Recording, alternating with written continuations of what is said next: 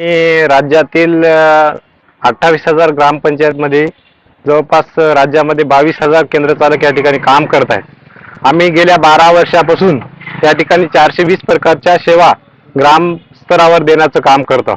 या ठिकाणी वारंवार आम्ही उपोषण आंदोलन या ठिकाणी नागपूर हिवाळी अधिवेशन असो मुंबई अधिवेशन असो या ठिकाणी आम्ही वारंवार शासनाला सांगितलं बा आजच्या महागाईच्या काळामध्ये मिनिमम आम्हाला 20 ते 21,000 रुपये मानधन द्या आणि आम्हाला किमान मानधन द्या आणि आकृतीबंधामध्ये समाविष्ट करा ही आमची प्रमुख मागणी होती। त्यामुळे शासनानं थोडीफार दखल घेत या ठिकाणी 19 तारखेला या जून महिन्याच्या 19 तारखेला शासनाने आमच्यावर अन्याय करणारा GR काढला आणि त्या GRचा आणि शासनाचा निषेध म्हणून या ठिकाणी आम्ही आज या शासन निर्णयाची होळी केलेली आहे। की आम्हाला 6 ते 7,000 रुपये मानधन देत होतं आणि त्यानंतर आमच्या मागण्या होत्या की बा आम्हाला किमान वेतन द्यावं।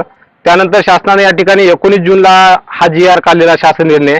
या शासन निर्णयामध्ये शासनाने कंपनीकडून 1,500 रुपये आणि ग्रामपंचायत मार्फत ग्रामपंचायतच्या स्वनिधीतून किंवा 15 निधीतून या ठिकाणी 1,500 रुपये असे 1.5 आणि 1.5 मिळून 3,000 रुपये मानधन वाढ देण्याचं ठरवलं होतं।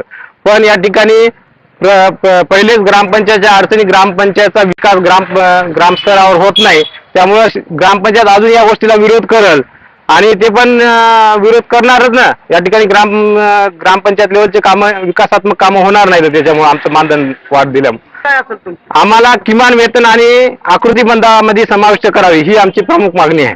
जोपर्यंत आमची ही मागणी मान्य होणार नाही तोपर्यंत आम्ही शासनासोबत लढाई करत राहू। येणाऱ्या अधिवेशनामध्ये आम्ही या ठिकाणी अर्थसंकल्पीय अधिवेशन आहे किंवा विशेष अधिवेशन आहे यावेळेस मुंबईचं, तर त्या ठिकाणी आम्ही या पावसाळी अधिवेशनावर आम्ही त्या ठिकाणी मोर्चा करणार आहोत, धडक मोर्चा।